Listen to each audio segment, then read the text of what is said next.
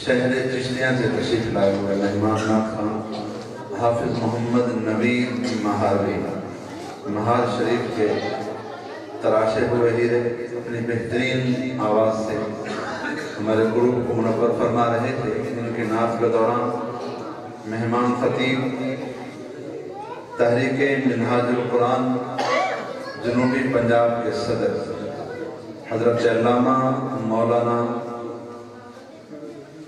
سردار شاکر مزاری خان صاحب آپ تشریف لائے، آپ کو تمام احباب کی طرف سے خوش آمدید کہتی ہے۔ اور آج کے ہماری محفل میں سید احمد کبیر شاہ صاحب تشریف لائے، آپ کو بھی خوش آمدید کہتے ہیں۔ شاہ صاحب سے گزارش ہے کہ آپ تشریف لے جائیں۔ اب حضرت کا خطاب شروع ہوگا۔ اللهم صل على سيدنا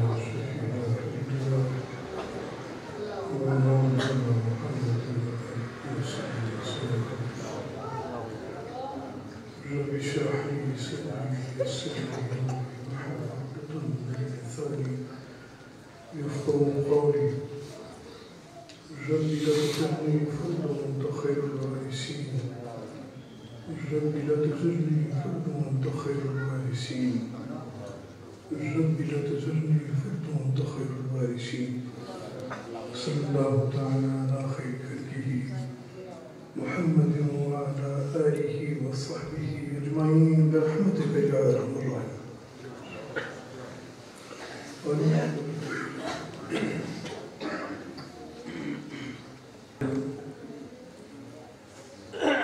ونصلي ونسلم على رسوله الكريم أما بعد فأعوذ بالله من الشيطان الرجيم بسم الله الرحمن الرحيم قل إن كنتم تحبون الله فاتبعوني يحببكم الله صدق الله مولانا العظيم وصدق رسوله النبي الكريم الأمين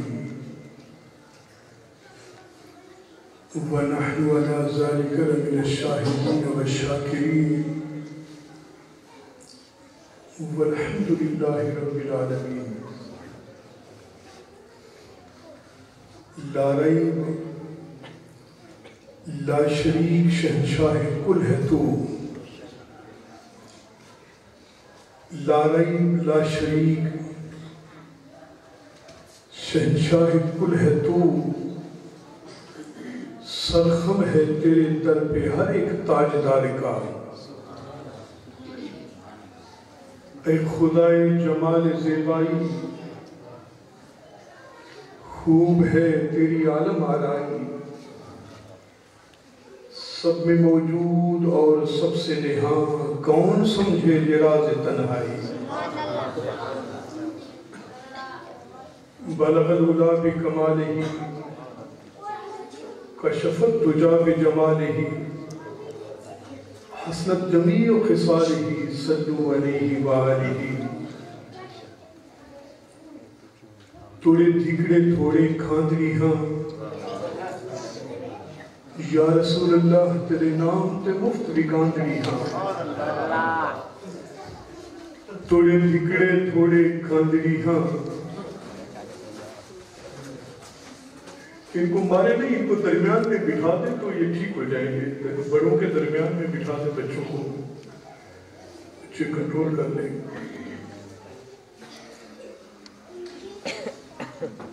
توڑے دھگڑے تھوڑے کھاندری ہاں یا رسول اللہ تیرے نام تے مفت بھی کاندری ہاں، تیرے باندیاں دی بھی باندری ہاں، ہم دردے بتیاں نال عرب تدی تھی جوگن چودھار پھرا، ہند سندھ پنجاب تے مار پھرا، سن برتے شہر بازار پھرا، وطن یار ملن کہیں سان سبب۔ یا رسول اللہ جس جگہ آپ نے نالین اتارے ہوں گے، ذرے اس خاک کے تابندہ ستارے ہوں گے۔ محترم و مکرم علماء کرام، مشائخ اعظام، مختلف تنظیمات کے قائدین، تحریک میلاد القرآن کے قائدین،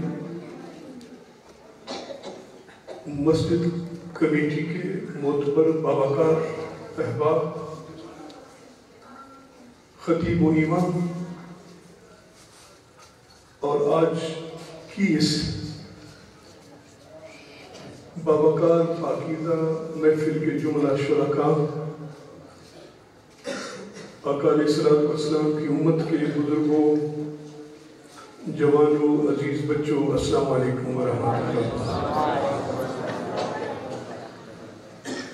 اللہ پاک کا بے پایہ فضل و کرم ہے کہ اس کی توفیق خاص سے میں آپ سے مخاطب ہوں،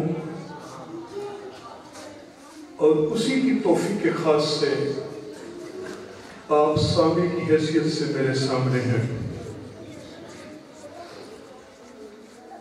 خوش نصیب ہیں آپ لوگ کہ آپ نے اپنا بستر چھوڑا، اپنا گھر چھوڑا، اپنے آرام کو چھوڑا، میری خاطر نہیں، اس کی خاطر اللہ کا ذکر سننے کے لیے اور اللہ کے حبیب کا ذکر سننے کے لیے آپ تشریف لائے۔ یہ دور فتن ہے، اس میں جہاں کہیں بھی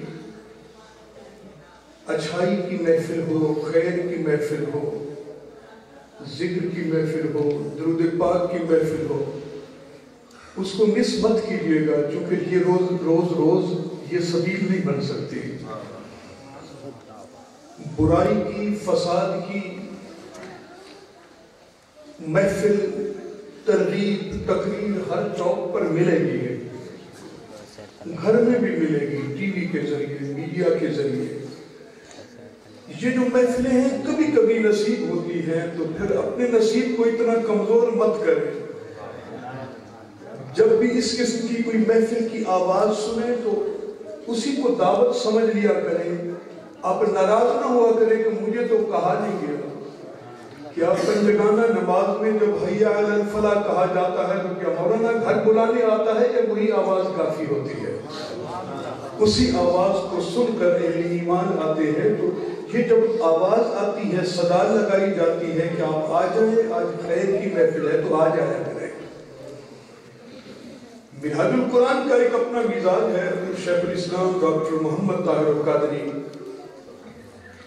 اپنے علم کے اعتبار سے، تقویٰ کے اعتبار سے، اپنے مقام کے اعتبار سے اب کوئی تعارف کی محتاج تو نہیں ہے۔ دنیا کے 90 ممالک میں ایک سیٹ اپ ہے جہاں اسلام کا ذکر ہوتا ہے، تو اسلام کے سرخیل کے طور پر شیخ الاسلام کا ذکر آتا ہے۔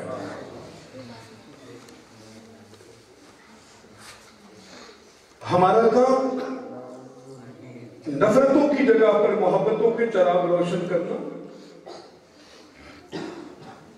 فساد کی وجہ سے جو بستیاں اجڑ چکی، غیر آباد ہو چکی، ان کو آباد کرنا، امت میں کم علمی کی وجہ سے جو انتشار پیدا ہو چکا ان کو مجتمع کرنا، اتحاد کی ترغیب دینا، اور امت کے اندر جو اجتماعی طور پر زوال ہے اس بحران سے نکالنے کی خاطر دروازہ مصطفیٰ تک سب کو لانا، یہی منہاج القرآن کا کام ہے۔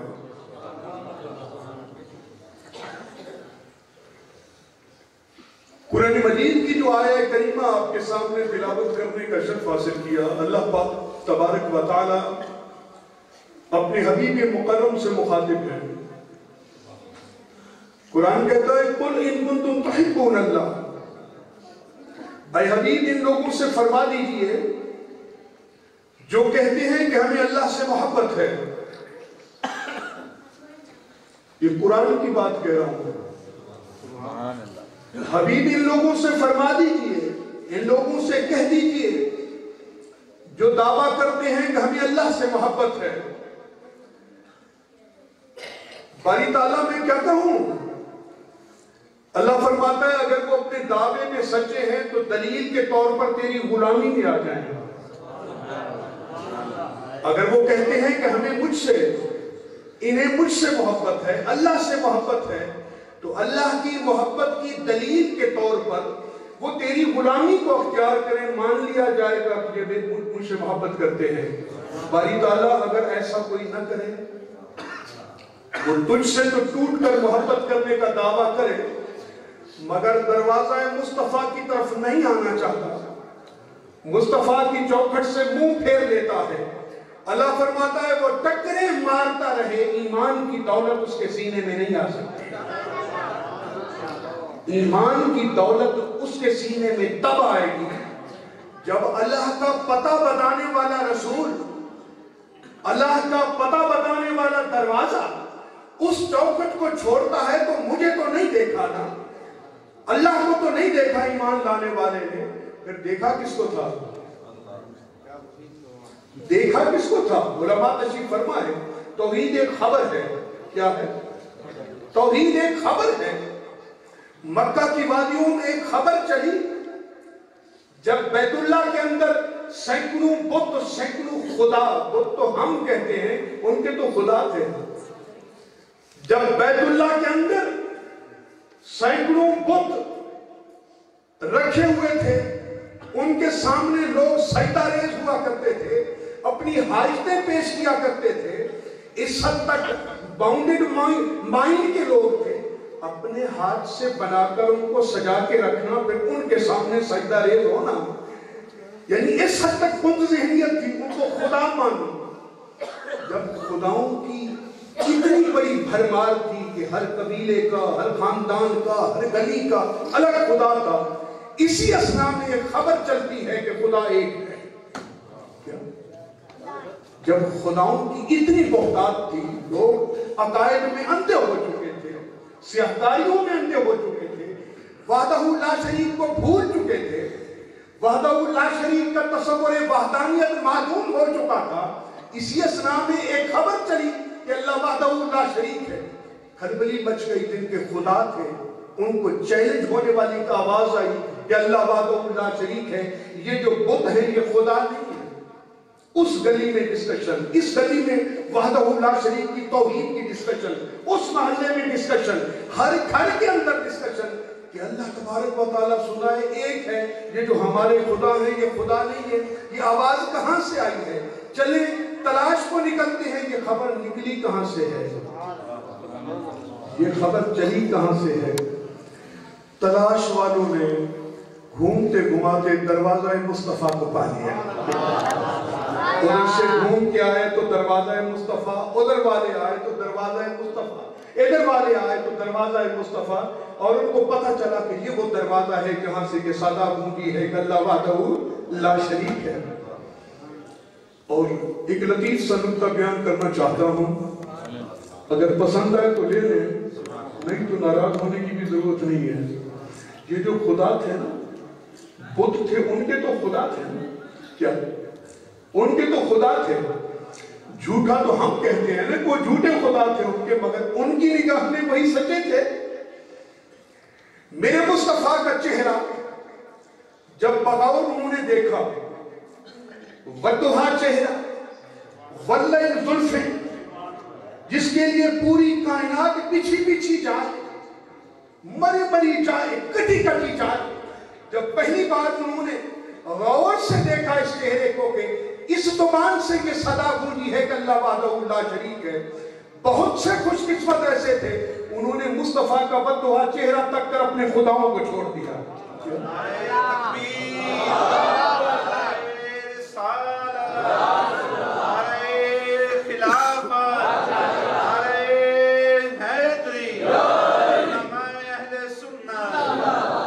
میں نے کیا عرض کیا، بہت سارے لوگ ایسے تھے جنہوں نے مصطفیٰ کا بددعا چہرہ ڈھکا، جن پر واللیل زلفیں آپ کی شانوں پر رقص کو نہ تھی، جن کے سینے کے اندر دل تھا، جن کے چہرے پر آنکھیں تھی، جن کی کھوپڑی کے اندر دماغ تھا.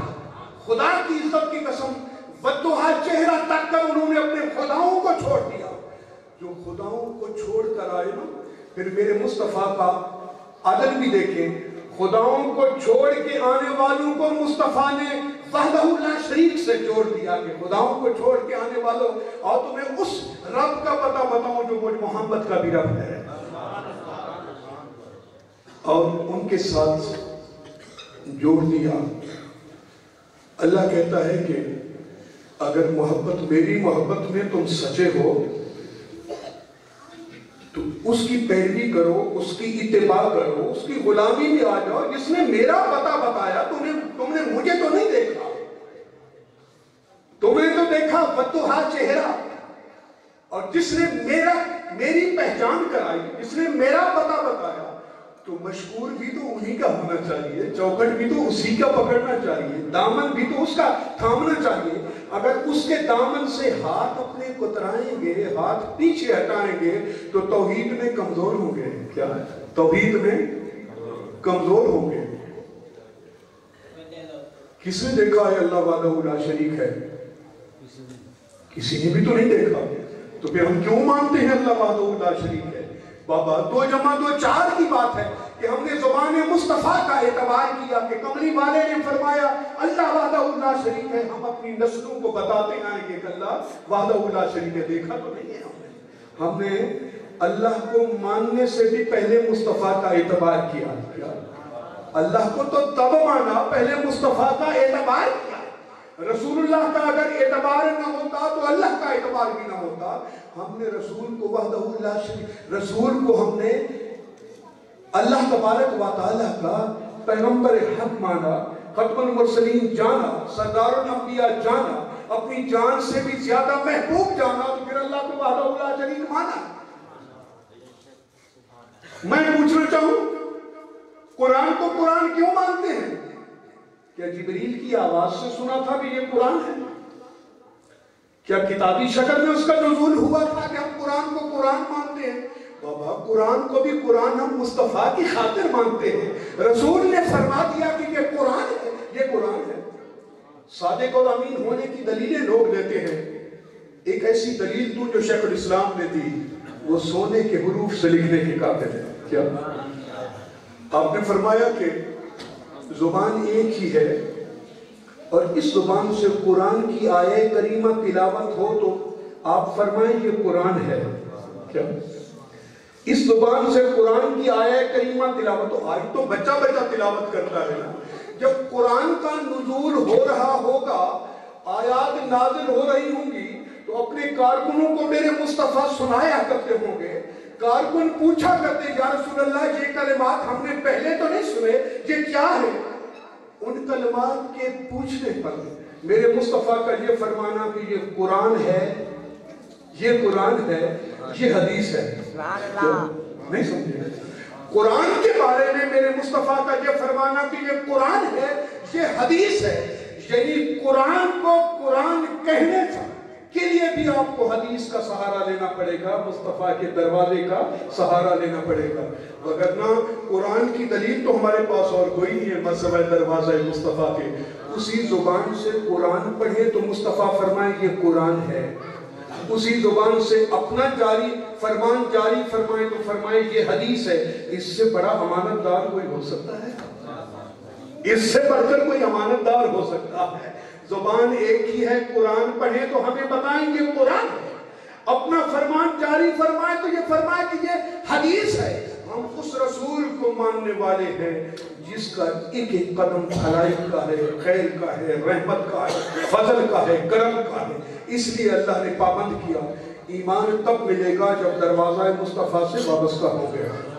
علماء تشریف فرما ہے کہ منافق کون تھے، خارجی کون تھے؟ منافق کون تھے، خارجی کون تھے؟ اس دور میں بھی ہیں، اس دور میں بھی تھے۔ منافق وہ تھے جو رسول اللہ سے بغض رکھتے تھے، اللہ کو تو مانتے تھے۔ خارجی بھی وہی تھے، ان کے چہروں پر بڑے بڑے داغ ہوا کرتے تھے سجدوں کے، سجدہ ریزیاں کرتے تھے، مگر مصطفیٰ سے مخاصمت رکھتے تھے، نہیں مانتے تھے، آپ کا احترام نہیں کرتے تھے۔ اللہ نے فرمایا تم 1000 سجدہ ریزیاں کرتے رہو قرآن پڑھتے رہو، قرآن مخارج کے ساتھ پڑھتے رہو، اذانیں الاپتے رہو، نمازیں پڑھتے رہو، جماعتیں دیتے رہو، جب تک مصطفیٰ کو دل سے قبول نہیں کریں گے تمہارے ایمان کو قبول نہیں کیا جائے گا۔ ایمان کا نور ان کے سینے میں داخل تب ہوگا جب اس سینے کے اندر مصطفیٰ کی محبت داخل ہوگی۔ جب ایک نکتہ بیان کرنا چاہتا ہوں، مصطفیٰ کی محبت کا نور پاکیزہ تو ہے نا، جو سمجھتے ہیں پاکیزہ ہے تو ہاتھ کھڑا کریں۔ مصطفیٰ کی محبت کا نور پاکیزہ ہے نا۔ ایک مثال دینا چاہتا ہوں، بلا مثال و تشبیہ آپ کو بات سمجھ آ جائے گی۔ ایک بندہ اس بستی میں جاتا ہے، ایک شاپر میں 1 کلو دودھ لے آتا ہے، گھر میں جس برتن میں ڈالنا چاہتا ہے اس نے دیکھا کہ اس برتن میں سے چھپکلی نکلی ہے، کیا اس برتن میں دودھ ڈالے گا؟ پوچھنا چاہتا ہے کیوں نہیں ڈالے گا؟ اس لیے نہیں ڈالے گا کہ کوئی نجس ہو گیا، ناپاک ہو گیا، اس کو شک ہو گیا کہ اسی میں سے، چاہے وہ ڈھکنے سے اوپر سے گزر رہی ہو تو شک پیدا ہو گیا تو اس برتن میں دودھ نہیں ڈالے گا کہ نجس ہے، ناپاک ہے۔ کہنا یہ چاہتا ہوں، تم 1 کلو دودھ کی پاکیزگی کی اتنی پرہیز کرتے ہو کہ اگر چھپکلی اس برتن سے نکلے تم اس برتن کے اندر دودھ ڈالنا گوارا نہیں کرتے، رب اس پلید سینے کے اندر مصطفیٰ کے نور کو کیسے گوارا کرے گا؟ نہیں گوارا کرے گا۔ اس سینے کے اندر نور مصطفیٰ آئے گا جو سینہ مزکہ ہوگا، پاکیزہ ہوگا۔ یہ کیسے ممکن ہے؟ یہ کیسے ممکن ہے؟ ہم ایک ناپاک برتن میں دودھ کا 1 کلو نہیں ڈالتے، اللہ ناپاک برتن کے اندر مصطفیٰ کا نور ڈال دے، ممکن نہیں ہے۔ اس لیے مصطفیٰ کی محبت کا نور اس سینے کے اندر آئے گا جو سینہ مصفح ہوگا، جو سینہ مزکہ ہوگا۔ اور مزکہ ہونے کے لیے بھی پھر وہی دروازہ ہے، کیا؟ مزکہ کرنے کے لیے بھی پھر وہی دروازہ ہے۔ کوئی پوچھے کہ میں نے کلمہ پڑھ لیا تو مزکہ کیسے کروں سینے کو؟ کیا ہر نمازی متقی ہوتا ہے؟ کیا ہر مسلمان مومن ہوتا ہے؟ جب ہر مسلمان مومن نہیں ہوتا، ہر نمازی تقویٰ بردار نہیں ہوتا، یہ درجات ہیں محنت کے، توجہ کے، جو جس حد تک جڑا دروازہ مصطفیٰ سے اتنا تقویٰ کے مقام پاتا گیا۔ ہم حضرت ابوبکر صدیق کی شان کیوں زیادہ بیان کرتے ہیں؟ ہم حضرت عمر فاروق کی شان کیوں زیادہ بیان کرتے ہیں؟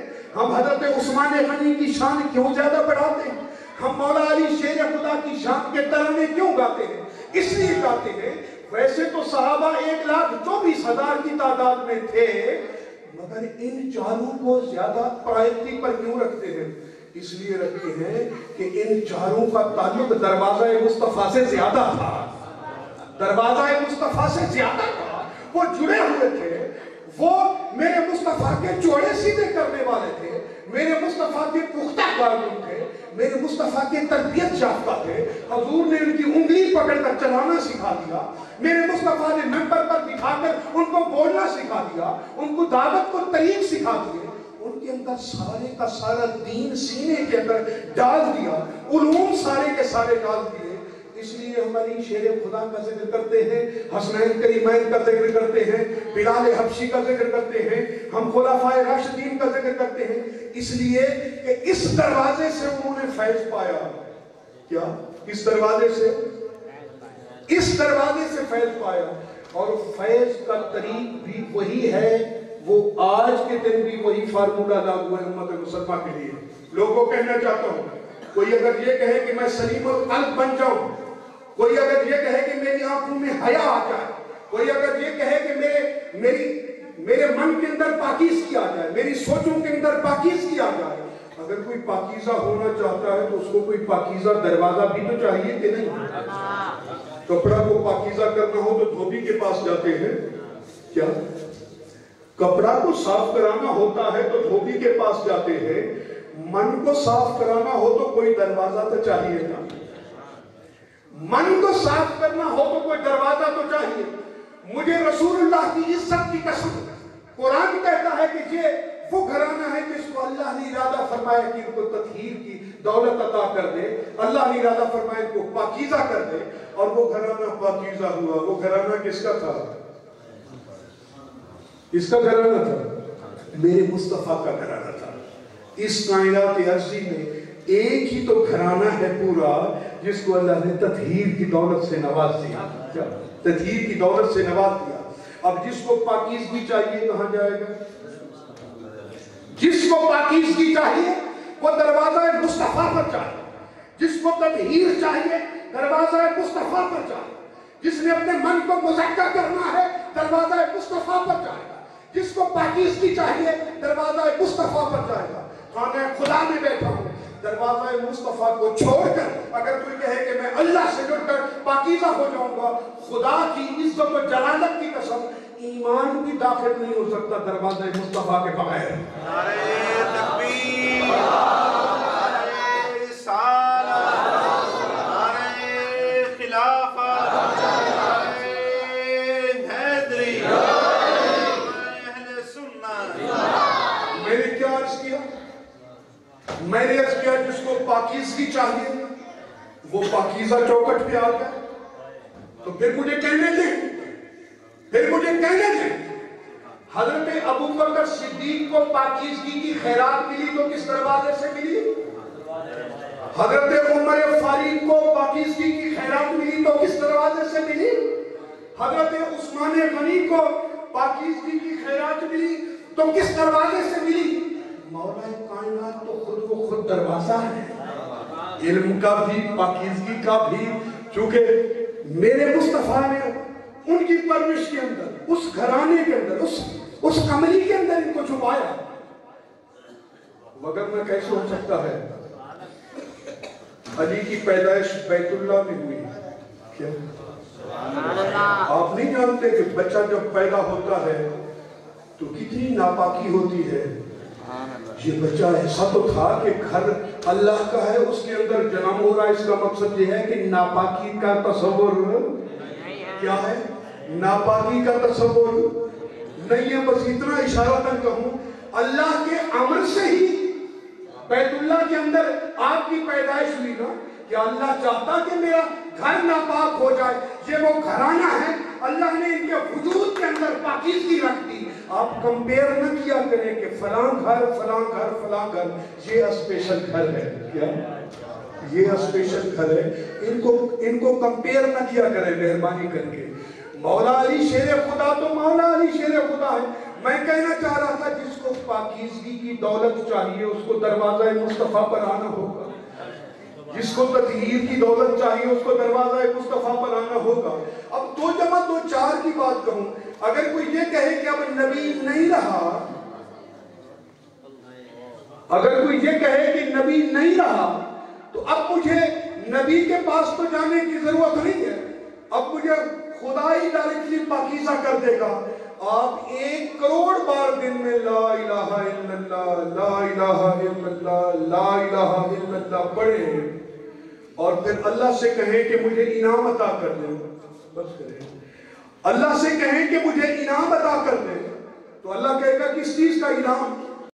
وہ کہے گا میں نے 1 کروڑ بار لا الہ الا اللہ کہا, تیرے سوا کسی کو میں عبادت کے لائق نہیں سمجھتا, مجھے اپنی محبت کا نور عطا کر دے, مجھے نور ایمان عطا کر دے. اللہ کہتا ہے نہیں دوں گا. کیا اللہ کہتا ہے نہیں دوں گا. وہ جلائے گا میں نے کروڑ بار تیرا ذکر کیا, میں نے لا الہ الا اللہ کی ضربیں لگائی, صدا آئے گی نادان سند تو تو نے, سند والی مہر تو تو نے چھوڑ دی ہے. جو سند بغیر مہر کے ہوتی ہے وہ ڈی ویلڈ ہوتی ہے, ویلیو نہیں ہوتی, اس کی قیمت نہیں ہوتی. اللہ کہتا ہے سند چاہتے ہو تو محمد رسول اللہ بھی کہنا ہوگا. سند چاہتے ہو تو محمد رسول اللہ بھی کہنا ہوگا. کروڑ بار لا الہ کہنے والے تو 1 بار محمد رسول اللہ کہہ دے تجھے صلہ عطا کروں گا. اللہ کہتا ہے اگر وہ اسی بات پر زوم میں مبتلا ہو جائے کہ نہیں میں فقط لا الہ کہتا رہوں گا, میں محمد رسول اللہ سے میری بنتی نہیں ہے, خدا کی عزت کی قسم تو شیطان کا پیرو تو ہو سکتا ہے, مسلمان نہیں ہو سکتا. کیا شیطان کا پیرو ہو سکتا ہے, مسلمان نہیں ہو سکتا.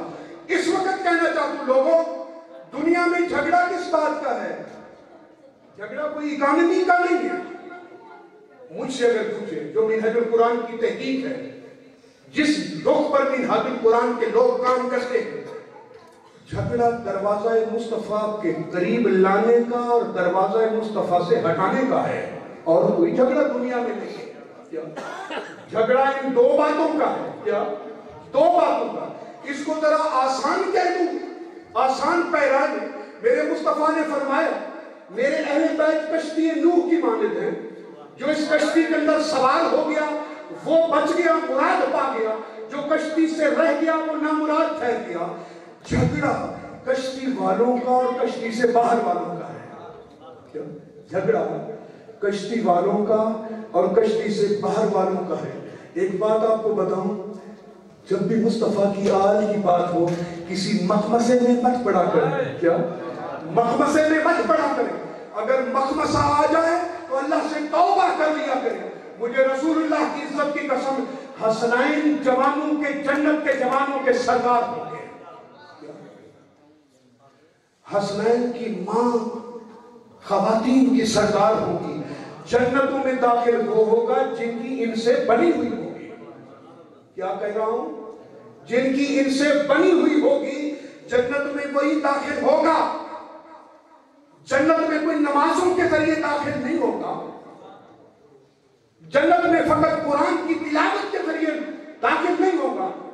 میرے آقا نے فرمایا کچھ لوگ آپ پائیں گے وہ قرآن پڑھیں گے تو تمہیں اپنا قرآن حقیر نظر آئے گا۔ کیا وہ قرآن پڑھیں گے تمہیں اپنا قرآن حقیر نظر آئے گا، کمزور نظر آئے گا، ان کے سامنے مجہول نظر آئے گا۔ تمہارے سجدے ان کے سامنے کمزور نظر آئیں گے۔ ان کے چہروں پر جو محراب سجے ہوں گے، آپ کہیں یہ نہ سوچنا کہ وہ اسلام کے اندر کاربند ہے۔ میرے مصطفیٰ نے خاتمیوں کی نشانیاں بیان کرتے ہوئے فرمایا یہ عمل کرتے ہوں گے، آپ سے کہیں زیادہ کرتے ہوں گے، مگر وہ اسلام سے ایسے نکل چکے ہوں گے، دین سے ایسے نکل چکے ہوں گے جیسے تیر شکار سے نکل جاتا ہے۔ ان کا ایمان سے کوئی تعلق واسطہ نہیں ہوگا۔ اس کا مقصد یہ ہے کہ ایمان کا تعلق سجدہ ریزیوں سے نہیں ہے، ایمان کا تعلق قرآن کی تلاوت سے نہیں ہے، ایمان کا تعلق من کی کیفیت سے ہے۔ جس من کے اندر مصطفیٰ آ جائے وہ ایمان والا ہے، جس من سے مصطفیٰ ڈراپ ہو جائے وہ بے ایمان ہو گیا، خارجی ہو گیا، قادیانی ہو گیا۔ جھگڑا تو ایک ہستی کا ہے نا۔ میں اکثر کہا کرتا ہوں جس محاذ پر جنگ کا خطرہ ہو نا، حملے کا، فوجیں کہاں لگاتے ہیں؟ نمبردار صاحب آپ بتائیں۔ خطرہ ہمیں ہے انڈیا کے بارڈر پر، ہم فوجیں ساری نکال کر چائنا کے بارڈر پر لگا دیں، لوگ کہیں گے ان کے کمانڈر کا دماغ خراب ہو گیا ہے۔ کیا یہی کہیں گے؟ یہی کہیں گے۔ بلا مثال و تشبیہ کہنا چاہتا ہوں، حملے تو سارے مصطفیٰ کی رسالت پر ہوتے ہیں، حملے تو سارے ذات مصطفیٰ پر ہوتے ہیں، حملے تو سارے چوکٹ مصطفیٰ پر ہوتے ہیں، تیروں کا سارا رخ تو میرے مصطفیٰ کی جانب ہے۔ ہم کہیں نہیں ہم توحید کے پروٹیکٹر ہیں، تو ہے تمہارے ایمان پر اللہ کو کس بات کا خطرہ ہے؟ سارے خطرات تو دروازہ مصطفیٰ کے لیے ہیں۔ تو پھر امت کو کہاں آنا چاہیے؟ امت کو کہاں جڑنا چاہیے؟ تو پھر ہمیں سیکورٹی گارڈ نہیں بننا چاہیے مصطفیٰ کریم صلی اللہ علیہ وسلم کے دروازے کو؟ بننا چاہیے کہ نہیں بننا چاہیے؟ کہہ دیں ہم سب سیکورٹی گارڈ ہیں مصطفیٰ کے، کہہ دیں اونچا کر لیں، ہاتھ اونچا کر لیں، ہم سیکورٹی گارڈ ہیں مصطفیٰ کے، ہم مصطفیٰ کی آل ہیں، ہم مصطفیٰ کے اصحاب کے بھی سیکورٹی گارڈ ہیں۔ اس لیے کہ جن کو مصطفیٰ سے نسبت ہے ہم ان کے بھی نوکر ہیں، ان کے بھی خادم ہیں۔ یار کیوں تکلف کر دیا ہے، یہ تھوڑی خرچی ہو مجھے رکھنے۔ میں نے کیا عرض کیا؟ ایمان دروازہ مصطفیٰ کے ساتھ جڑنے کا نام ہے۔ اس لیے اللہ فرماتا ہے قُلْ إِن كُنتُمْ تُحِبُّونَ اللَّهَ فَاتَّبِعُونِي يُحْبِبْكُمُ اللَّهُ۔ اے حبیب، جو لوگ یہ دعویٰ کرتے ہیں کہ مجھے اللہ سے محبت ہے، اللہ فرماتا ہے یا رسول اللہ، اے حبیب ان سے پوچھ لے کہ وہ اس دعوے میں سچا تو تب ہوں گے جب تیری چوکھٹ کے ساتھ جڑ جائیں گے۔ اگر وہ تیری چوکھٹ سے جڑنا پسند نہیں کرتے تو ان کو میں بھی پسند نہیں کرتا۔ کیا؟ ان کو میں بھی پسند نہیں کرتا۔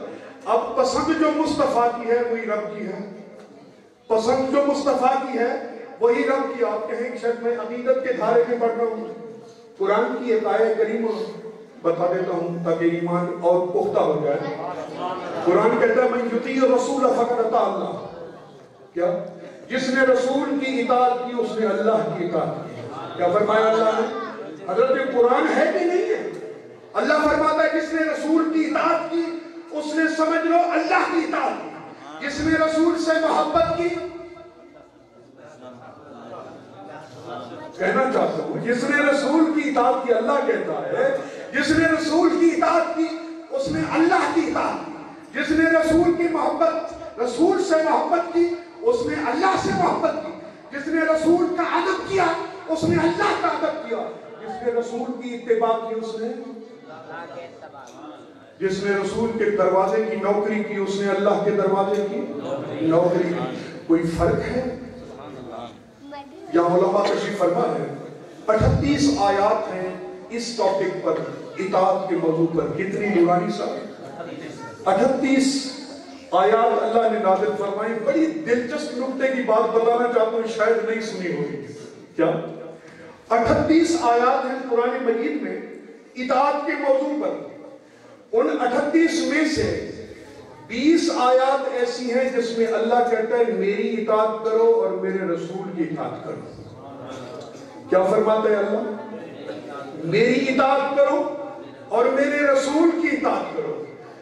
اور ان 38 میں سے 20 آیات تو وہ ہیں اللہ کہتا ہے میری اطاعت کرو اور میرے رسول کی اطاعت کرو.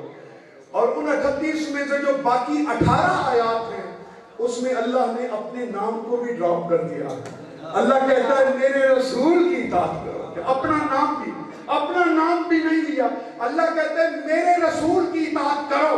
لوگوں کہنا چاہتا ہوں اللہ 20 آیات میں تو کہتا ہے میری اطاعت کرو، میرے رسول کی اطاعت کرو.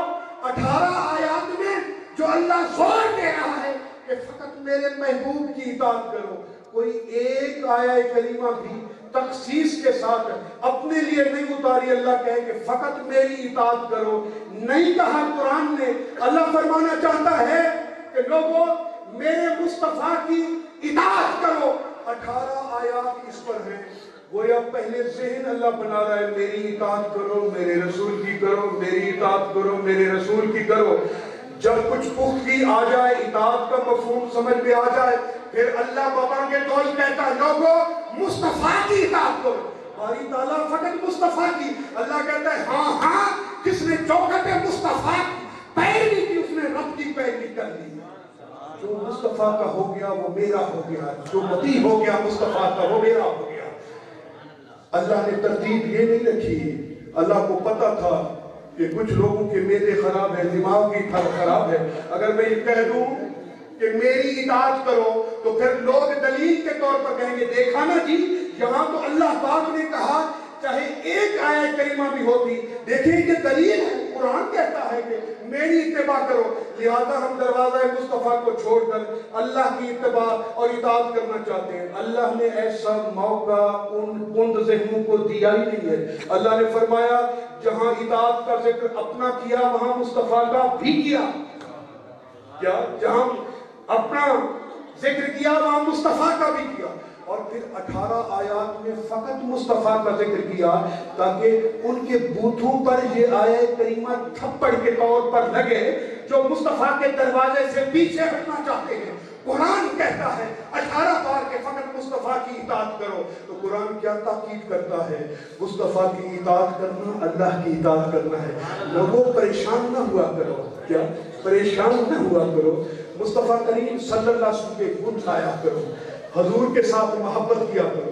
آقا علیہ الصلوۃ والسلام وہ راہبر ہیں، ریسپانس کرتے ہیں. کیا کرتے ہیں؟ ریسپانس کرتے ہیں. ایک ترانہ اللہ نے عطا کر دیا. کیا؟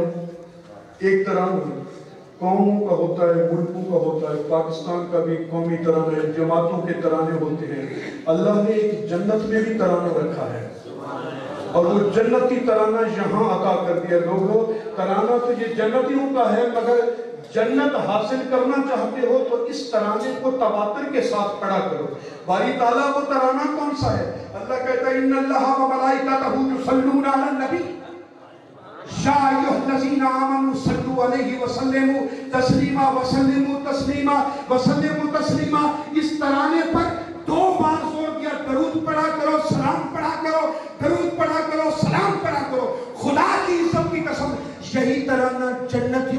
زبان پر بھی ہوگا یا نبی سلام علیکہ، یا رسول سلام علیکہ، یہی ترانہ ہوگا۔ جن کو یہاں موت پڑتی ہے، کیا جن کو یہاں موت پڑتی ہے ان کو تو ترانہ آتا نہیں، وہ جنت میں کیسے جائیں گے؟ اور وہ اس گھمنڈ میں ہے کہ جنت میں جائیں گے۔ جنت میں وہ جائے گا جو اس ترانے کو یاد کرے گا، جنت میں وہ جائے گا جو اس ترانے کو گلی محلے سجائے، جنت میں وہ جائے گا جو حلقہ کے درود پاک سجائے گا، جنت میں وہ جائے گا جو گوشہ درود پاک قائم کرے گا۔ حضرت امام زین العابدین سے کسی سنی نے پوچھا، بتائیں میرے مصطفیٰ نے فرمایا کہ 73 فرقے ہوں گے مسلمانوں کے، کون سا فرقہ حق پر ہوگا؟ کیا مجھے بتائیں کہ حضرت امام زین العابدین سے بڑھ کر بھی اس دور میں کسی نے جواب دیا؟ آپ نے فرمایا کہ حق پر اہل سنہ ہوں گے۔ کیا فرمایا؟ جو سنت کی پیروی کرنے والا ہوگا وہ حق پر ہوگا۔ اس نے پھر سوال کر دیا، جیسے آج کل سوال ہوتے ہیں صحیح اگر ان میں سے بھی بہت سارے فرقے نکلیں، بہت سارے گروہ بن جائیں تو پھر حق پر کون ہوگا؟ یا تو آپ نے فرما دیا کہ اہل سنہ حق پر ہیں، اگر ان کے بھی اور زیادہ شاخیں نکل پڑیں پھر حق پر کون ہوگا؟ حضرت امام زین العابدین نے فرمایا جو کثرت سے درود پڑھنے والا ہوگا وہ حق پر ہوگا۔ کیا کثرت سے درود پڑھنے والا ہوگا وہ حق پر ہوگا۔ لاہور مرکز میں 12 سال پہلے گوشہ درود پاک کی بلڈنگ تعمیر ہو رہی تھی، شیخ الاسلام بریف کر رہے تھے کہ اس بلڈنگ کے اندر ہر گھڑی ہر لمحہ مصطفیٰ کی ذات پر درود پڑھا جائے گا، غیب نہیں آئے گا۔ کیا غیب نہیں آئے گا؟ ہماری سمجھ میں بات نہیں آ رہی تھی۔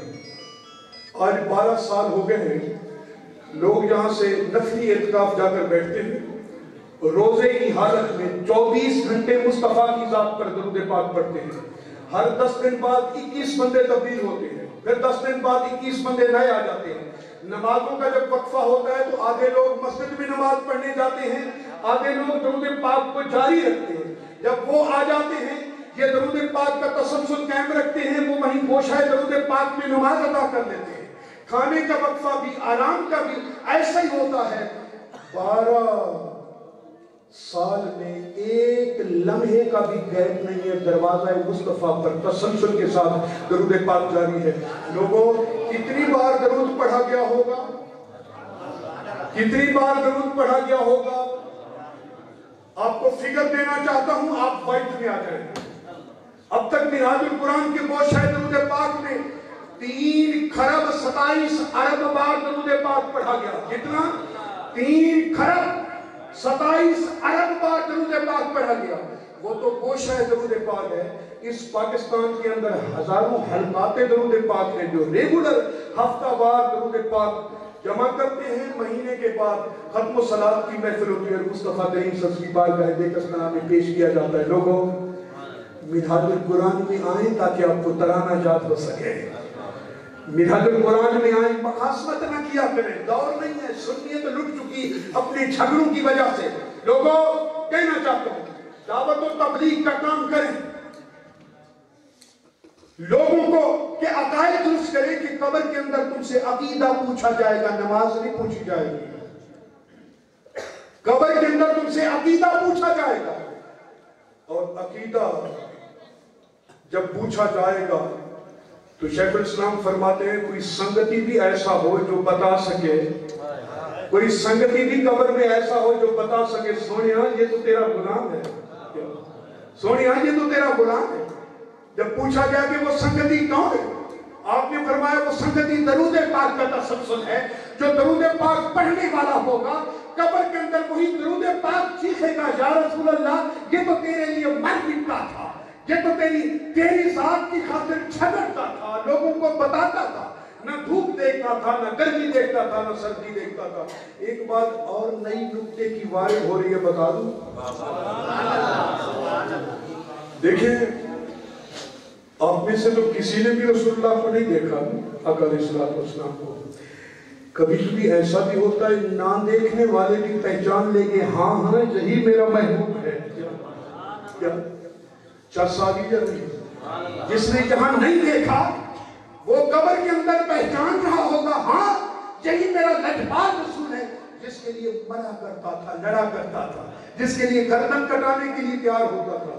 کچھ لوگ ایسے بھی ہوں گے جنہوں نے 40 سال ایک شہر میں گزارے ہوں گے مصطفیٰ کے ساتھ، کیا مگر حضور کی طرف رخ نہیں کیا ہوگا، حضور کی طرف دل نہیں کیا ہوگا، وہ بھی تو مرے ہوں گے، کیا وہ بھی تو مرے ہوں گے۔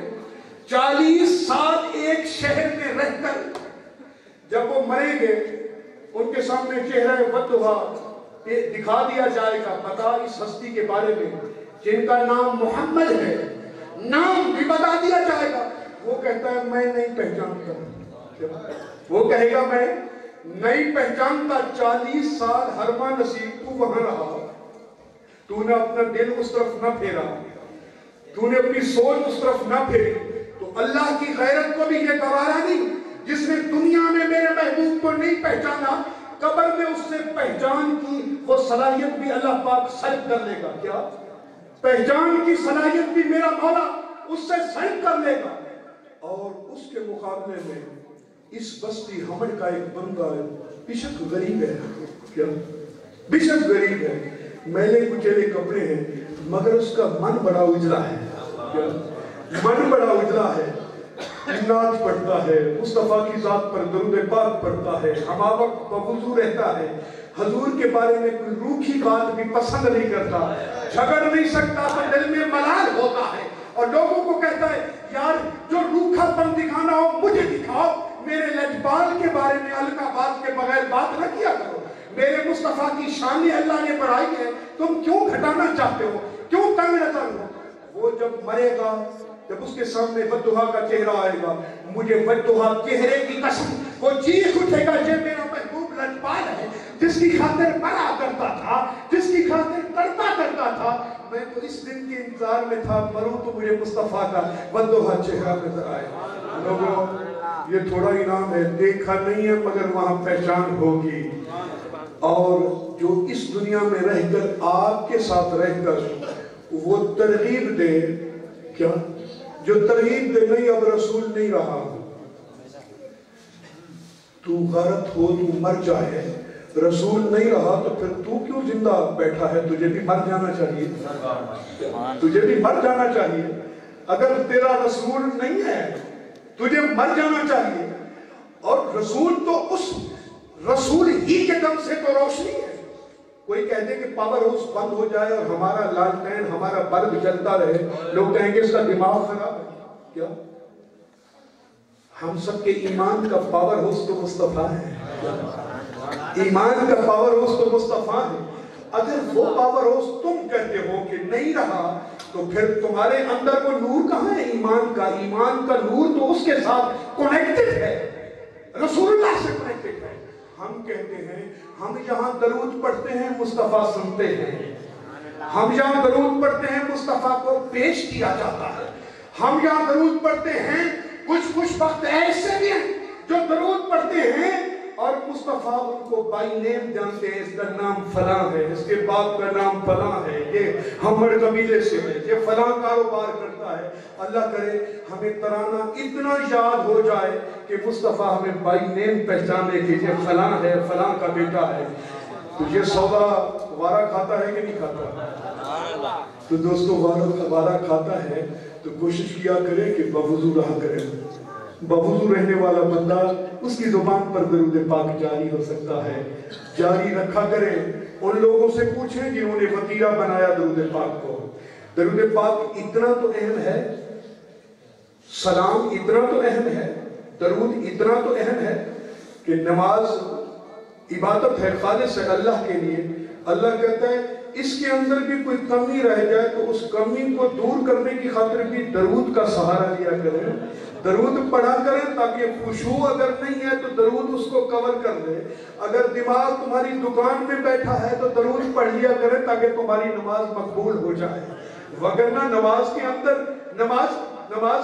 درود کیا تصور ہے۔ اس لیے تو ایک مولوی نے کہا تھا کہ نماز کے اندر اگر رسول کا خیال آ جائے تو نماز نہیں ہوتی۔ کیا کہا تھا؟ نماز کے اندر اگر رسول کا خیال آ جائے، درود پاک پڑھ لینا۔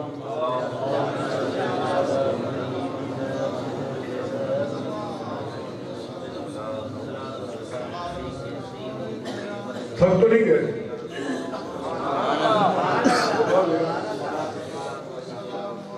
मैं फकीर बंदा हूँ, मेरा किताब मौलवियाना तो नहीं है बाबा। थक तो नहीं गए? यूं कर ले जरा, यूं कर ले, नहीं थके ना? माशाअल्लाह। हजरत इमाम सियूती फरमाते हैं कि मैंने 73 बार आलम बेदारी में मुस्तफा का दीदार किया। कितनी बार? 73 बार आलम बेदारी में मुस्तफा का दीदार किया। लगाओ फतवा। क्या वो गजल खुली आंखों से देखा, ख्वाब की बात नहीं है। अब तो कुर्बे मुस्तफा इस तराने की वजह से इस हद तक बढ़ गया, जब मैं नमाज पढ़ता हूँ ना कि अत्तहियातु लिल्लाहि व सलवातु व तय्यिबातु अस्सलामु अलैका अय्युहन नबिय्यु, यहाँ आकर रुक जाता हूँ, अपने महबूब रसूल से लाड करता हूँ, सोनिया मैंने सलाम किया है, जवाब अता करेंगे तो नमाज मुकम्मल करूंगा, नहीं तो सियूती बैठा है। वो कहते हैं कि रसूलुल्लाह की आवाज अपने कानों में गूंजते हुए सुनता हूँ, फिर नमाज मुकम्मल करता हूँ। ये कैफियत भी होती है क्या? ये कैफियत भी होती है। ये कैफियत कभी नमाज में तो नहीं होती। ये कैफियत सलाम पढ़ने वालों को नसीब होती है, दरूद पढ़ने वालों को नसीब होती है। जब ताल्लुक की बुनियादी सलाम होती है, लोगों दुनियादारों, दुनिया में रहने के लिए भी ताल्लुक, जब ताल्लुक की इब्तिदा होती है तो वो सलाम से होती है। मैंने और शाह साहब ने एक दूसरे के साथ मुसाफा किया, अस्सलाम वालेकुम कहा, तो एक ताल्लुक की इब्तिदा हुई ना। क्या ताल्लुक की इब्तिदा हुई? अगले दिन हमारा किसी मुलाकात किसी चौक पर हो जाए, ये मुझे देख लेंगे तो अस्सलाम वालेकुम कहेंगे, नहीं तो मैं तो जरूर करूंगा क्योंकि ये सैयद आते हैं, मैं कह दूंगा अस्सलाम वालेकुम व रहमतुल्लाह, तो एक सीढ़ी ताल्लुक की और बढ़ी। क्या एक स्टेप और बढ़ा? नंबरदार साहब से हमारा टाकरा हुआ, अस्सलाम वालेकुम हुआ, फिर मिलेंगे मुल्तान में तो ये अस्सलाम वालेकुम करेंगे, मैं भी करूंगा, ये ताल्लुक और मुस्तहकम होगा। अगर ऐसा हो जाए कि हमारा आपस में जान पहचान हो जाए और ये मिल जाए, मैं सलाम ना करूं तो मुझे हमर वाले कहेंगे कोई ताल्लुक में दरार आ गया है। हमर वाले कहेंगे ताल्लुक में दरार आ गया है। मैं पूछूंगा क्यों? कहते सलाम नहीं हुआ। मैं कहूं सलाम का मैं कायल नहीं हूं, वैसे मेरी दोस्ती लोग कहेंगे पागल हो गया है। ताल्लुक की बुनियाद सलाम से होती है, ताल्लुक के इस्तेहकाम की बुनियाद सलाम है। ये तो हम दुनिया वाले भी कबूल नहीं करते बगैर सलाम को। मुस्तफा से ताल्लुक के लिए ही तो सलाम चाहिए। मुस्तफा से ताल्लुक मुस्तहकम करना है तो फिर सलाम का सहारा लेना होगा। जो सलाम से मुंह फेरेगा, मुस्तफा उससे रुख अनवर फेर लेंगे। लोगों सलाम किया करो, कभी तो लजपाल मुंह फेरेगा, कभी तो लजपाल रुख फेरेगा। एक रेडी वाला चौक पर खड़ा होता है और यहाँ से एक बड़ा जमींदार रोजाना गुजरता है, आगे रेलवे फाटक आ जाता है, वो फाटक पर खड़ा होता है, वो रोजाना अपने रकबे पर जाता है, ये उसको सलाम करता है बाहर से रेडी वाला, अमरूद बेचने वाला। कई हफ्ते इसने एक तरफा सलाम किया मगर उसने जवाब नहीं दिया, क्योंकि बड़े बड़े जमींदारों के गर्दनों में भी सरिया होता है ना, वो फिरौन के कुछ नवासे शवासे लगते हैं, इसलिए माहौल आ जाता है, उनको इंसान इंसान दिखाई नहीं देता। जरा उससे पूछो किस खमीर से पैदा हुआ? जिस ड्रॉप के कतरे से तू पैदा हुआ उससे कोई गरीब भी पैदा हुआ। फिरौनियत काहे की? मगर दस्तूर जमाना है, अकड़ के बैठा है, शीशा भी नहीं खोलता। कई महीने से वो फकीर बंदा जो अमरूद बेचने वाला है वो सल्यूट करता है, बिलाखिर उसका सलाम कामयाब हो गया। एक दिन उसने फाटक बंद थी, शीशा खोला, उसने कहा वालेकुम सलाम। कहता जी 3 महीने से मैं जब तरफा सलाम कर रहा हूँ। कहता यार आज मुझे शर्म आ गई, तेरे सलाम का जवाब मैंने दिया, चले आप 1 किलो अमरूद भी दे दे। क्या 1 किलो अमरूद भी दे दे? ये सिलसिला जारी रहा, वो सलाम करता था, वो शीशा खोलकर उसको वालेकुम सलाम कहता था। वो रेडी वाला कहाँ, वो जिम्मेदार कहाँ, मगर सलाम ने उसको भी मोम कर दिया। क्या सलाम ने उसको भी मोम कर दिया। एक दिन वो जिम्मेदार आया तो रेडी वाला नहीं था। क्या रेडी वाला नहीं था? اس نے گاڑی سے اتر کر پھاٹک والوں سے پوچھا یہاں ایک غریب سا بندہ کھڑا ہوتا تھا امرود بیچنے والا، وہ کدھر ہے جو روزانہ مجھے سلام کیا کرتا تھا؟ اس نے کہا جی وہ آج بیمار ہے، وہ ہاسپٹل میں ہے۔ اس نے وہاں کا ارادہ ترک کر کے وہ ہسپتال جا پہنچا، اس کے عیادت کی خاطر پھول کا گلدستہ اٹھا کر اس کے پاس جا پہنچا۔ اتنا بڑا فرعون صفت بندہ بھی سلام کی وجہ سے موت ہو گیا، اور وہ جو خود سلامتی والا دین لایا ہے، اگر اس پر سلام پڑھو گے اس کی توجہ کے کتنے مسئلے ہیں۔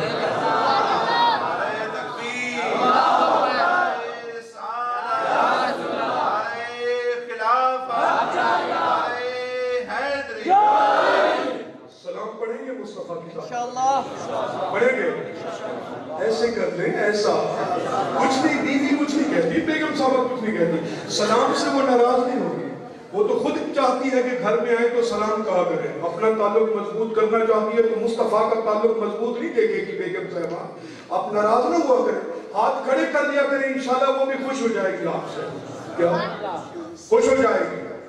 اور حضور نے فرمایا کہ جو اپنے گھر میں احسن ماحول دیکھنا چاہتا ہے، گھر میں داخل ہو کر السلام علیکم کہے، کیا گھر کے اندر داخل ہو چاہے کہ میرے گھر کے حالات اچھے ہو جائے، وہ گھر میں داخل ہو کر کیا کہے؟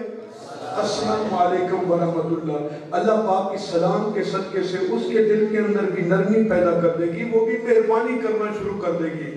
بیچارے میاں صاحب کو جو ناشتہ خود بناتا ہے، آئندہ وہ اسلام کی برکت سے وہ ناشتہ بنانے لگے گی، کیا کپڑے دھونے لگے گی۔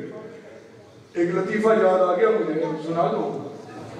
کسی نے کہا کہ یار میں نے سنا ہے تو گھر میں برتن دھوتا ہے، برتن دھلا لیتا ہے بیگم صاحبہ کے ساتھ۔ اس نے کہا وہ بیچاری بھی تو مجھ سے کپڑے دھلا لیتی ہے نا۔ کیا کہا میں نے؟ ایسا ہوتا ہے، گھروں کے ساتھ اچھا تعلق رکھا کریں اور ہاتھ بٹایا کریں۔ ہمارے یہاں مردانگی یہ ہے کہ سارا کام بیوی کرے، تم نے صرف چارپائی پر بیٹھ کر آرڈر کرنا ہے کہ یہ کچھ کرو، کبھی کبھی ہاتھ بٹا دیا کرو۔ جیسے سبزی سودا صرف لے آتے ہو، اگر وہ بیمار ہے تو کبھی سبزی کاٹ بھی دے دیا کرو، منائے گی تو وہ بیچاری خود، مگر اتنی ہیلپ تو کر دیا کرو۔ یہاں مردانگی خطرے میں آ جاتی ہے، کوئی خطرہ نہیں ہوگا، کیا کوئی خطرہ نہیں ہوگا۔ دوستوں میں کہنا چاہتا ہوں کہ اپنے آقا مولا سے تعلق قائم کرو، دین کی بنیاد یہی۔ اگر چاہتے ہیں کہ ایمان مستحکم ہو جائے، اللہ سے محبت کا دعویٰ کرتے ہیں تو اس دعوے میں سچے ہیں تو ہمیں مصطفیٰ کی اتباع، حضور کی غلامی کا پٹا اپنے گلے میں ڈالنا ہوگا۔ جو رسول اللہ کی اتباع اور غلامی کا پٹا ڈالنے سے احتراز کرتا ہے، ناک ٹیڑھی اس کی ہوتی ہے، اس کی ناک قیامت تک ٹیڑھی ہوتی رہے گی۔ اگر چاہتے ہو کہ غلامی کا پٹا گلے میں ڈال دیں، اصل چہرے پر حسن تو تب آتا ہے، اصل چہرہ تب چہرہ ہوتا ہے۔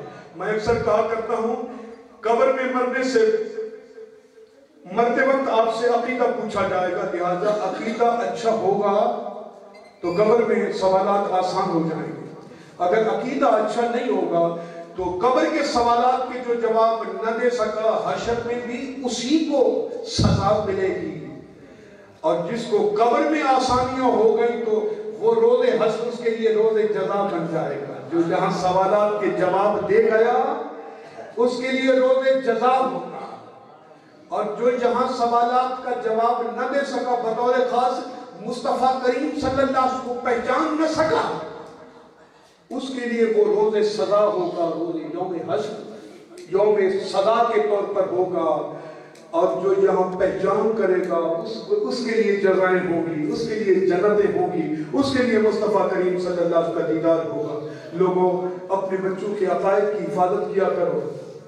ہم نے دعوتی کام چھوڑ دیا، دعوتی کام جب سے چھوڑا، جب تم سپیس چھوڑو گے تو کوئی تو اس کی جگہ لے گا۔ جب تم دعوت چھوڑو گے تو کوئی تو دعوت شروع کرے گا، اور تمہاری دعوت چھوڑنے کی وجہ سے خارجیت نے بڑے پر پھیلائے ہیں۔ تمہاری دعوت چھوڑنے کی وجہ سے قادیانیت پھل پھول رہی ہے۔ میں ڈیرہ غازی خان میں تھا، دورے پر تھا، کوٹ چھٹا کے قریب ایک سیدوں کی بستی ہے جکھڑ، امام شاہ اس کو کہتے ہیں. مجھے پتا چلا کہ وہاں شاہ صاحب فوت ہو گئے، ان سے چونکہ تعلق تھا اس گھرانے سے. تو ابھی میرے وزٹ کو جہاں پہنچنا تھا وہ 2 گھنٹے کا ٹائم تھا. میں نے زرعی تنظیم کو بلا لیا کہ چلے پہلے شاہ صاحب کی ہم تعزیت کراتے ہیں. ہم وہاں گئے تعزیت کی. یہ دل کی کانوں سے سننے والی بات ہے. ہم نے وہاں تعزیت کی تو اجازت چاہی. ان کا بھی اجازت نہیں، آپ اندر چلے. انٹرٹینمنٹ کے لیے کچھ چائے کا بندوبست انہوں نے کیا شاہ صاحبان نے. اندر ہم چلے گئے تو اندر ایک نوجوان شاہ صاحب کھڑے ہو گئے. جی آپ ہماری بات سنیں، آپ لوگ ہمیں بچائیں. میں نے کہا جی ہم کون ہوتے ہیں بچانے والے؟ ہم تو ویسے وہ سیدوں کی چادر کے سائے میں چھوٹتے پھرتے ہیں، آپ کہتے ہیں کہ ہم آپ کو بچائیں. ان کا جی آپ میری بات سنجیدگی سے سنیں. پھر میں بھی کچھ کانشیس ہو گیا. میں نے کہا کوئی معاملہ ہے؟ انہوں نے کہا یہ جو ہماری سیدوں کی بستی ہے نا، اس کی چاروں طرف قادیانیت پھیل گئی ہے. کیا؟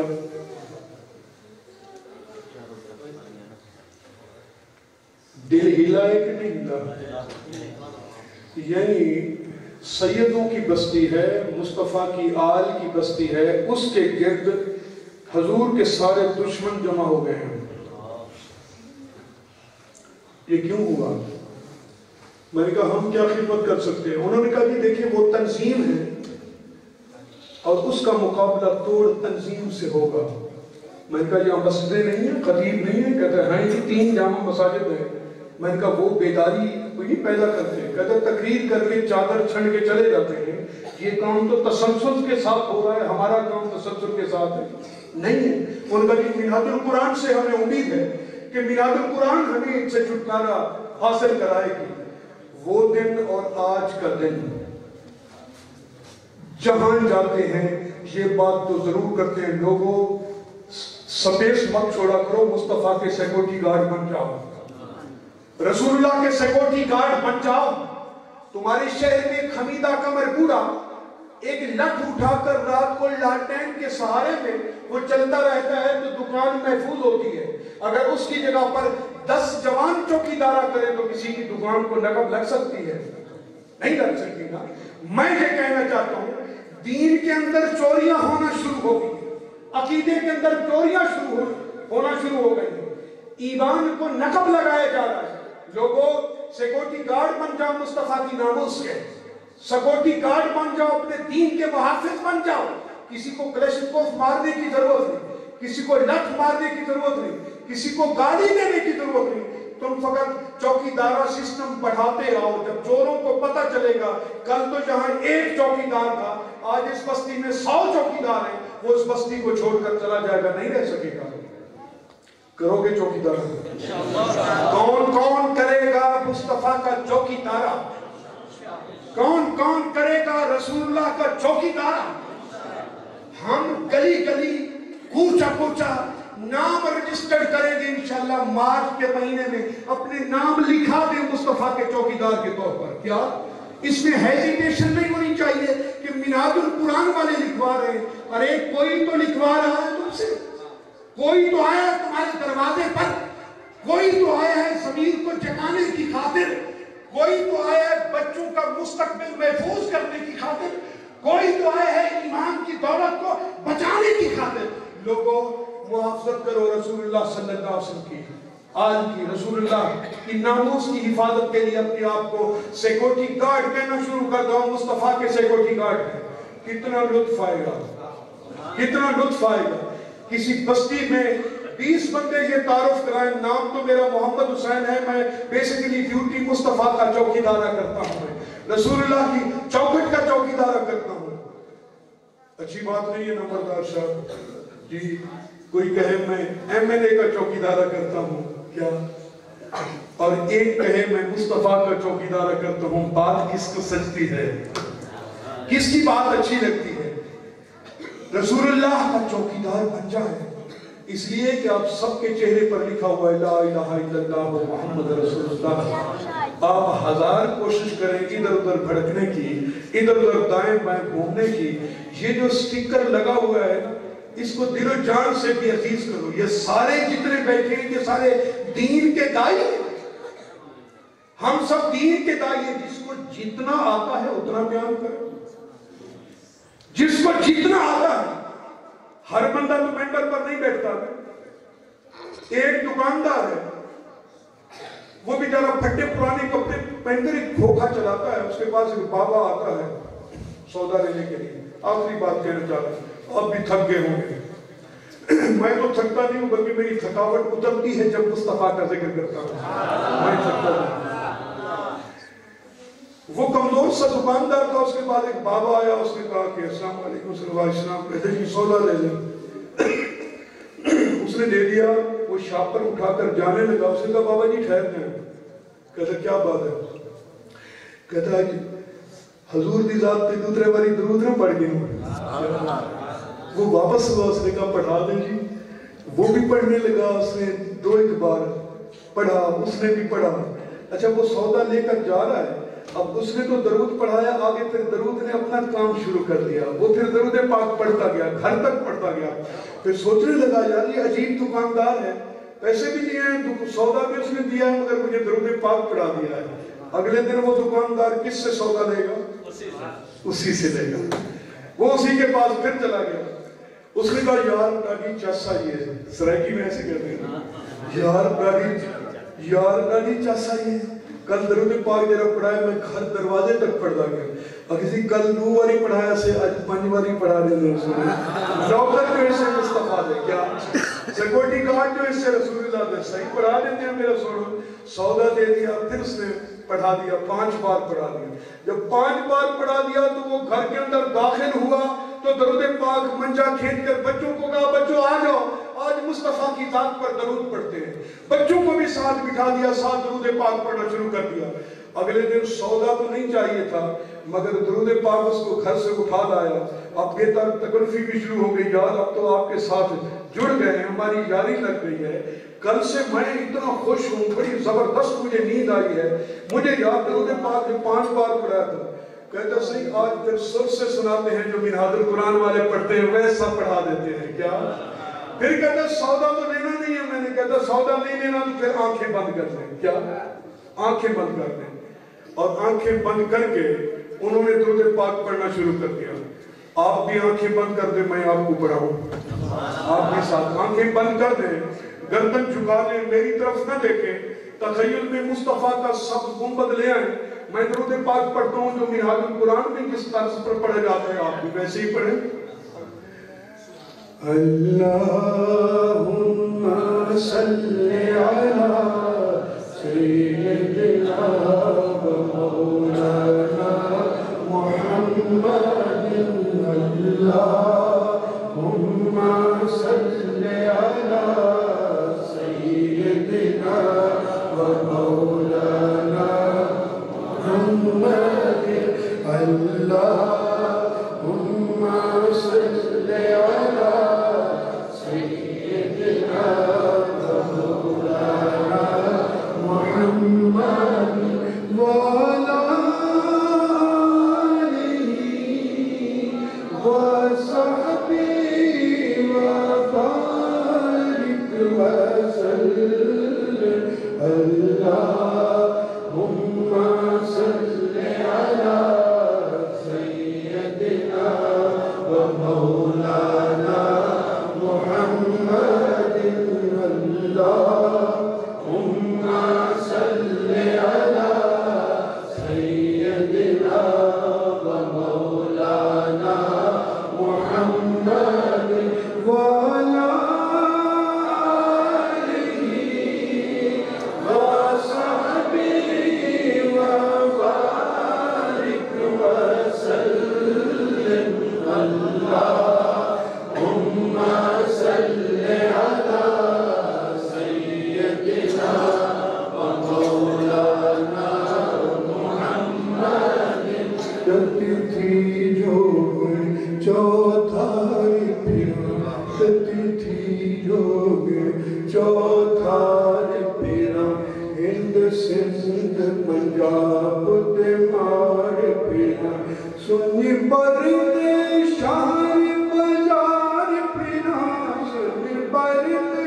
شہر بازار پھرا مت شار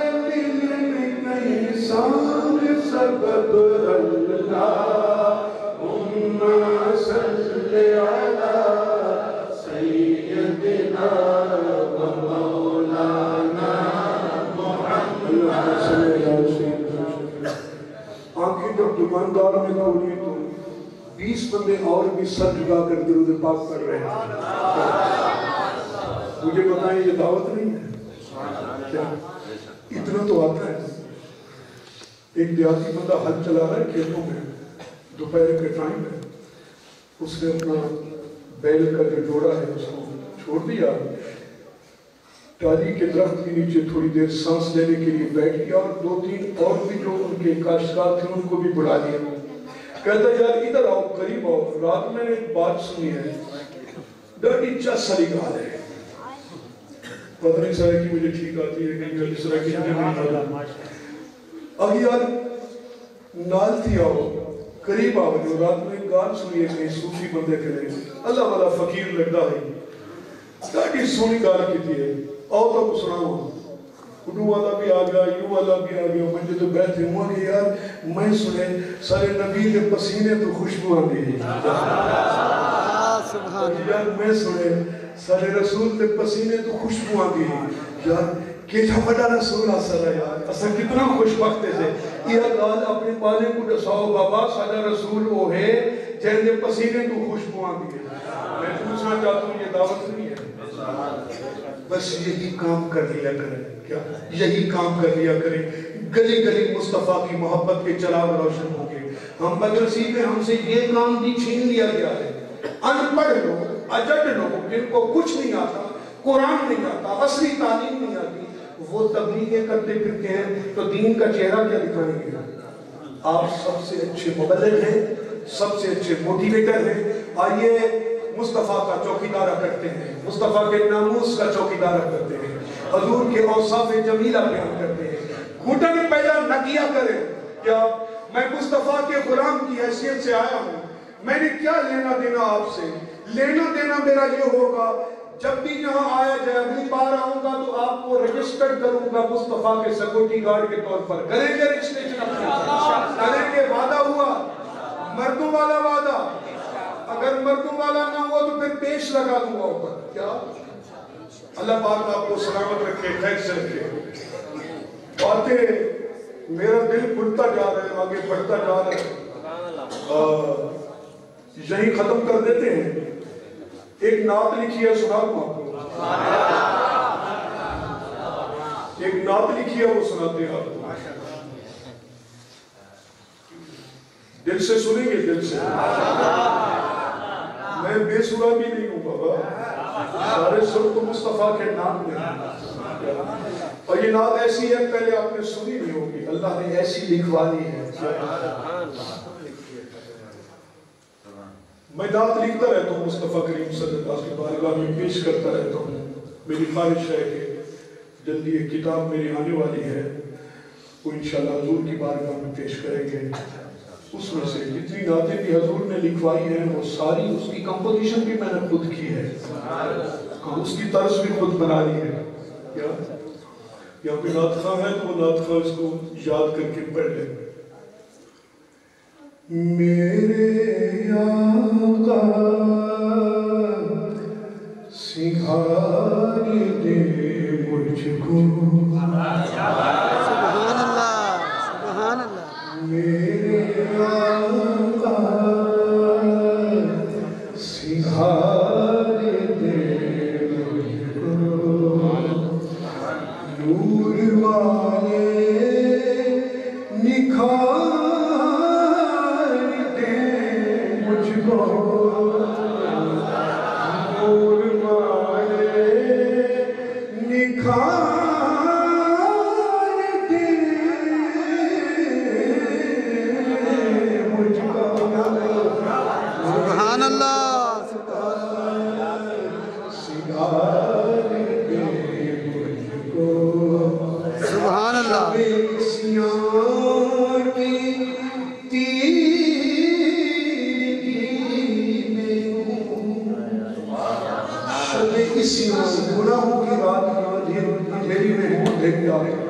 شب اسیاں کی تیرگی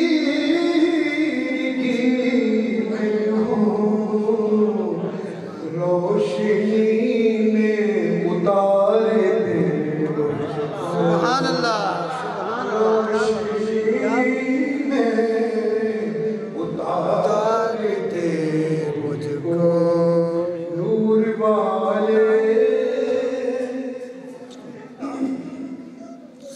آگے عرض کیا کہ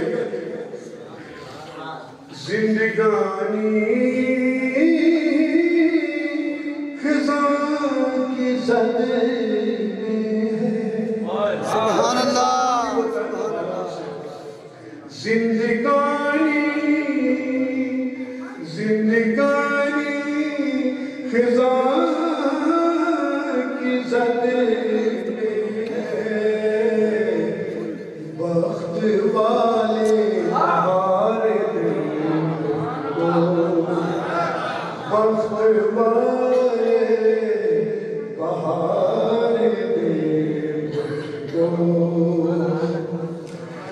آگے عرض کیا کہ مجھ کو گردان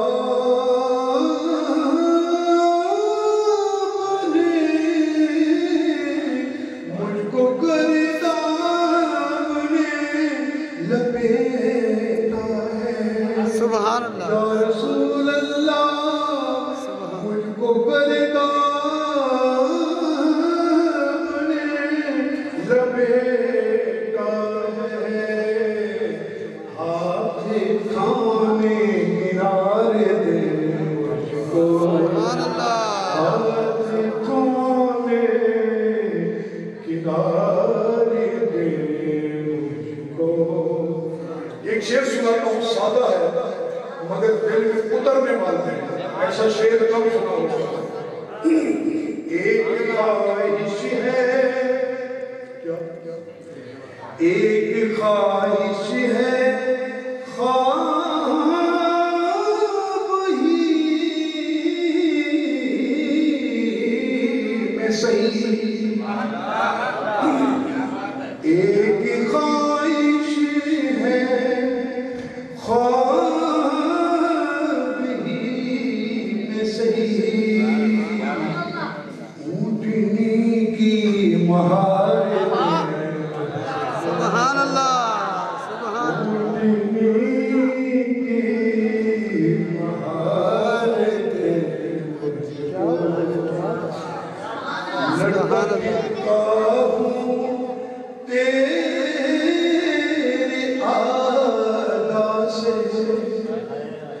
لڑتا پھرتا ہوں یا رسول اللہ میرے آقا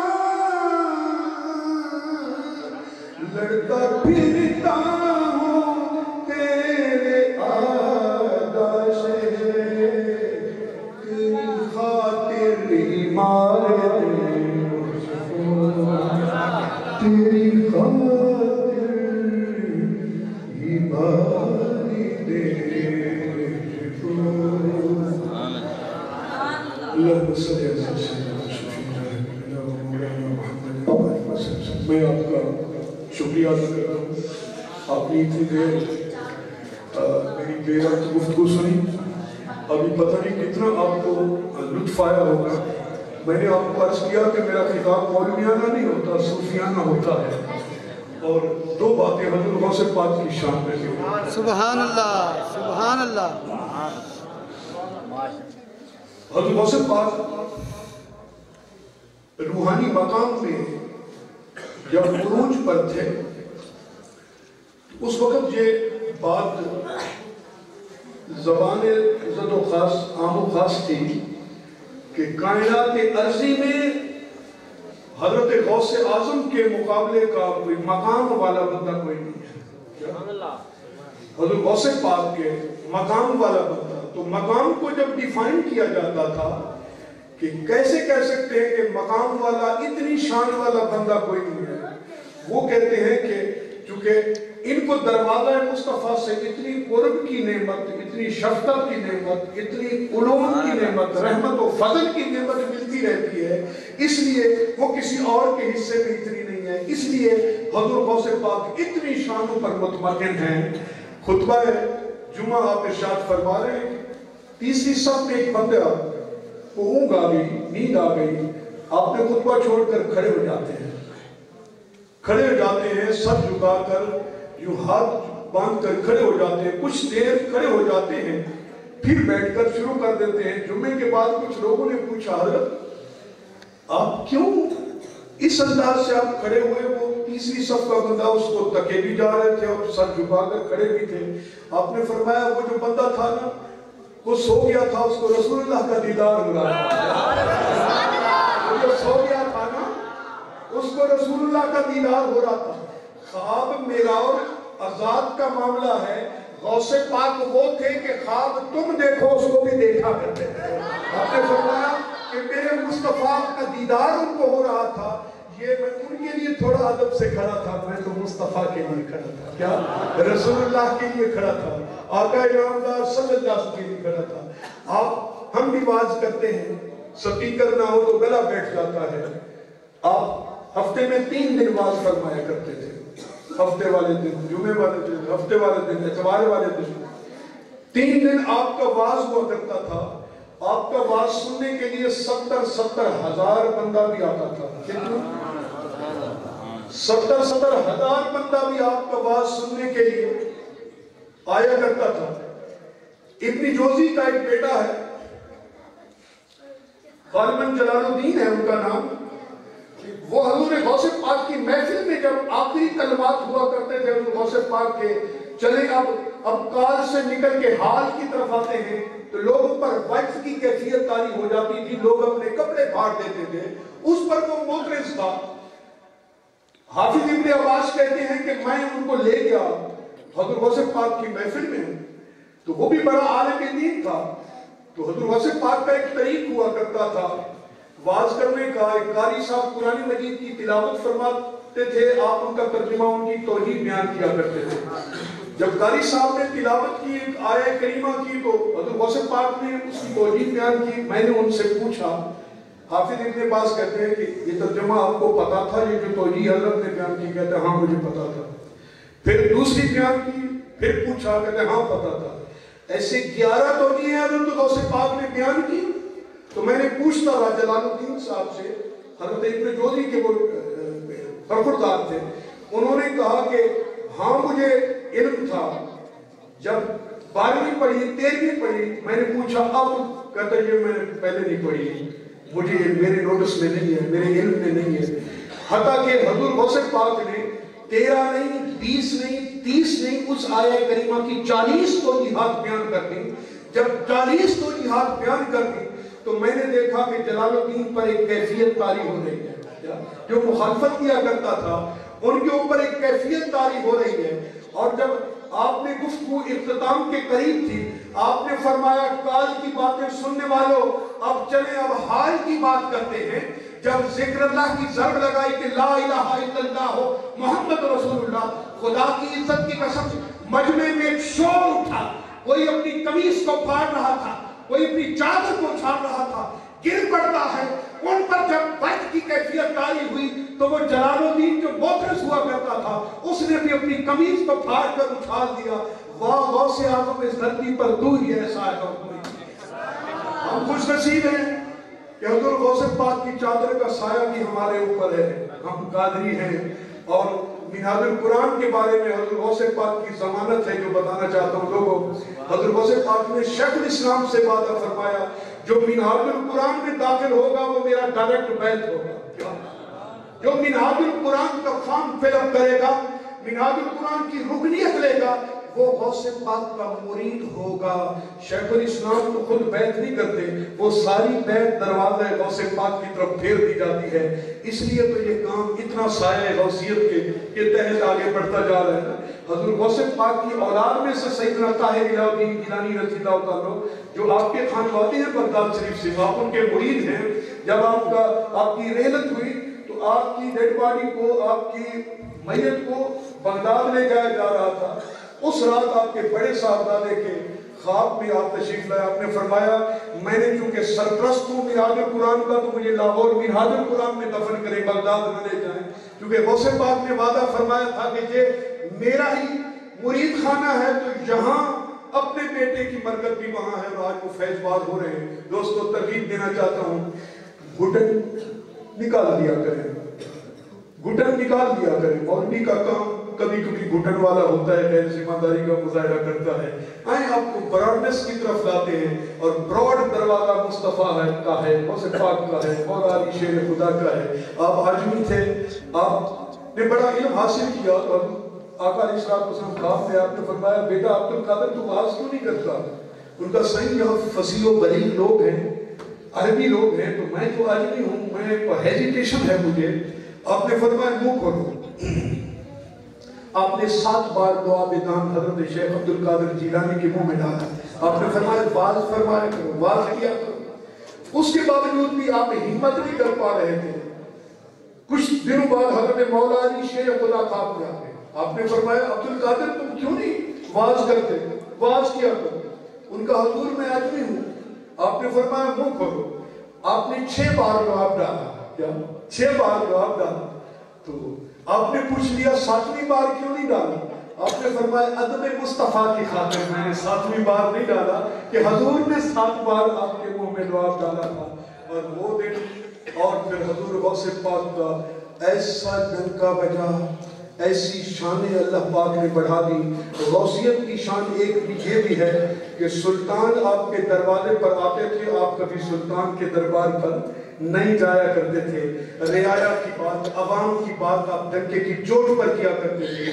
ایک دن وہ شہنشاہ جو خلیفہ تھا، وہ ہیرے جواہرات درہموں کی 10 گٹھلیاں اٹھا کر غلام ایک ایک گٹھلی کو سر پہ اٹھا کر لائے اور حضور کی بارگاہ میں پیش کیے۔ غوث پاک کی بارگاہ میں عرض کیا حضور یہ ہدیہ ہے ہماری طرف سے، قبول فرما دیں۔ کیا ذرا تصور کر لیں آج کے پیروں کی شان اور غوث پاک کی شان۔ کیا پیر کی رات ٹپکنے لگتی ہے جب کوئی 1000 کا نوٹ دکھاتے ہیں۔ اللہ پاک جو روحانی لوگ ہوتے ہیں ان کو معمور کر دیتا ہے۔ آج بھی جو روحانی لوگ ہیں، مقام والے ہیں، اللہ پاک ان کو ان چیزوں سے معمور کر دیتا ہے۔ حضرت غوث پاک نے فرمایا کہ مجھے اس کی ضرورت نہیں ہے، حاجت نہیں ہے، آپ لے جائیں۔ ان کا نہیں، میں خلوص کے ساتھ دینا چاہ رہا ہوں۔ جب اس نے اصرار کیا، آپ نے ایک گٹھلی کو جو پوٹلی تھی اس کو دائیں ہاتھ سے پکڑا، اس کو بائیں ہاتھ سے پکڑا، یوں زور دیا تو ان پوٹلیوں میں سے خون بہنے لگا۔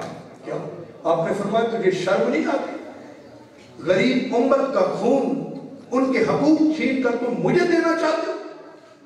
اگر تو رسول اللہ کے خاندان کی نسبت تیرے اندر نہ ہوتی، اس وقت جو خلیفہ تھا وہ بھی سید تھا، اگر رسول اللہ کی خاندان کی نسبت نہ ہوتی، میں اس پوٹلی کا خون اتنا بہاتا کہ تیرے محل کے دروازوں کے اندر یہ خون بہہ نکلتا، اس وقت بچانے والا کوئی نہ ہوتا۔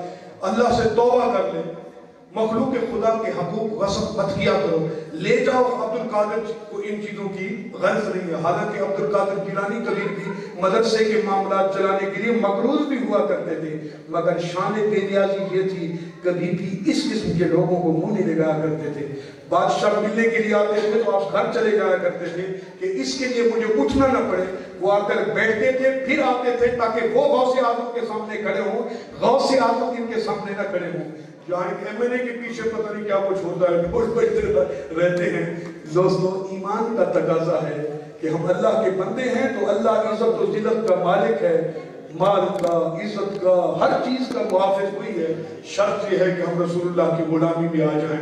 بس اتنا جملہ کہنا تھا کہ چاہتے ہو تم اگر نکھرا ہوا فردہ کا رنگ، سارے عالم پر چھڑک دو گنبد خضرا کا رنگ، عشق سرکار کی ایک شمع جلا لو دل میں، بعد مرنے کی لاحت میں بھی اجالا ہوگا۔ وما علیہ البلاغ المبین۔ السلام علیکم۔